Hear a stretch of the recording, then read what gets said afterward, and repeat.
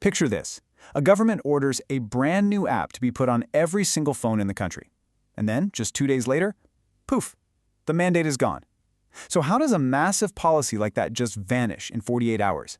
Well, that's exactly what we're going to unpack right now. Okay, so look at this timeline. It's wild. December 1st, 2025, the Indian government issues this huge directive to all phone companies.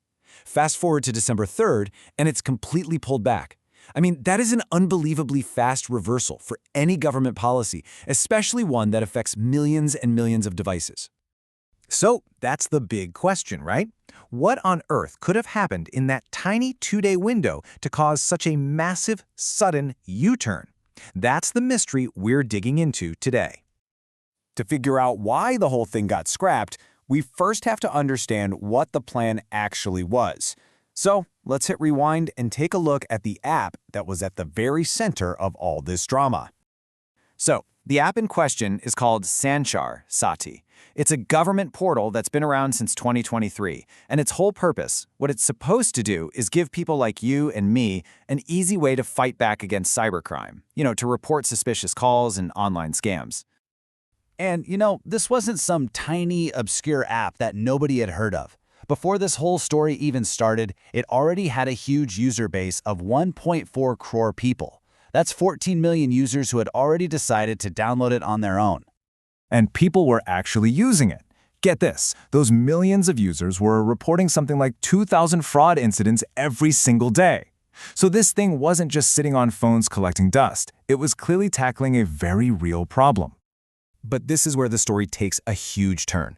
On December 1st, the government basically decided that voluntary downloads just weren't cutting it, so they issued a new rule. Starting in March 2026, the Sanchar Saathi app had to be pre-installed on every single new smartphone sold in India, period.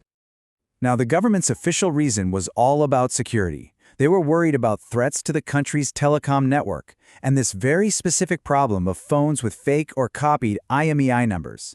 That unique serial number that every phone has?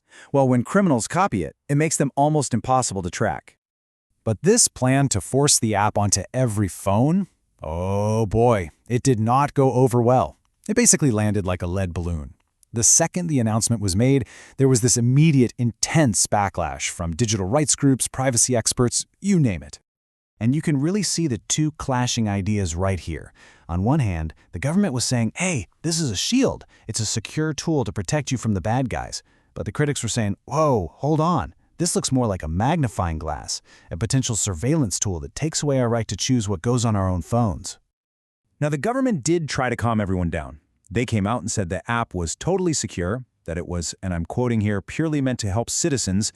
And they made a really big point of saying, hey, if you don't want it, you can just uninstall it anytime. Which, of course, brings us right back to that central mystery. If the government was so sure about this and defending their decision, why the lightning-fast U-turn? Let's take a look at the official story they gave. So here it is. This is the key line from the Ministry of Communications. They said that because of the app's increasing acceptance, they just didn't think the mandate was needed anymore. Basically, they argued that the policy was a victim of its own unexpected success. And the number they used to back this up is pretty wild.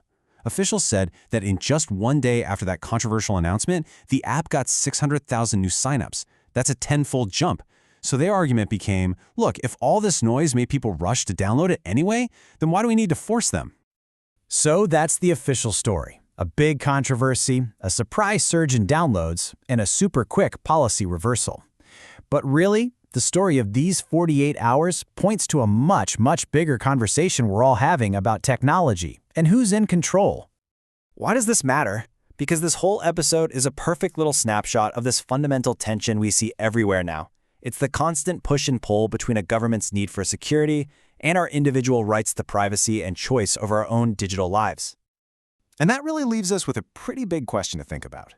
As our lives get more and more digital, who should get the final say on what software is on the phone in your pocket?